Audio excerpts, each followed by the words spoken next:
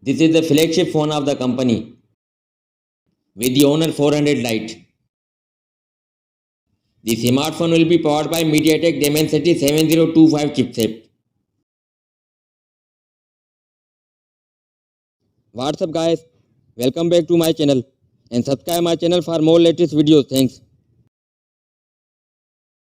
The Honor 400 Lite will be packed with AMOLED touchscreen display with a high refresh rate with Full HD Plus resolution with a 6.7 inches screen size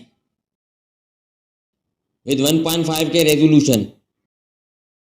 Honor 400 Lite will come with the 8GB of RAM and 256GB of storage. And back camera will be dual camera.